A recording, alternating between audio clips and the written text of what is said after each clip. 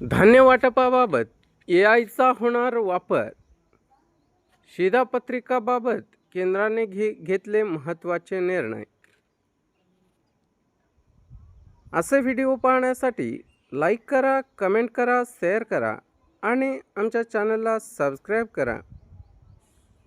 कशा पद्धतीने एआयचा वापर होणार आहे याचा उल्लेख केलेला आहे, तरी व्हिडिओ स्क्रिप्ट न करता शेवटपर्यंत पहा आणि महत्त्वाचे काय निर्णय घेतले आहे ते या व्हिडिओमध्ये सांगितले आहे.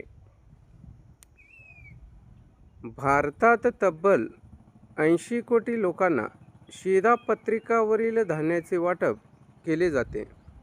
आता या योजनेत 3 महत्त्वाचे बदल करण्यात आले आहेत, ज्यामध्ये राज्य सरकारची मदत, तंत्रज्ञानाचा वापर आणि या योजनेतील लाभार्थ्यांची नोंदणी ही कृत्रिम बुद्धिमत्तेचा वापर एआयच्या मदतीने करणे या बदलांचा समावेश आहे.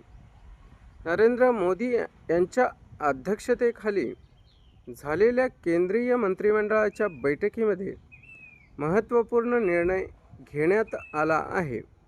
याबाबत केंद्रीय मंत्री अश्विनी वैष्णव यांनी माहिती दिली आहे.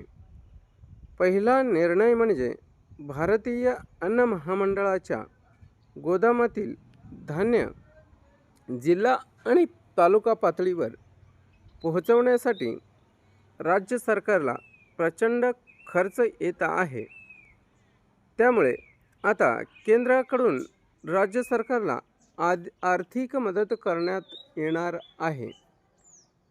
दुसरा बदल म्हणजे जे शिधापत्रिकावरील धान्य वाटप करणारे दुकानदार आहेत त्यांचे कमिशन वाढवण्याचा निर्णय या बैठकीत घेण्यात आला आहे.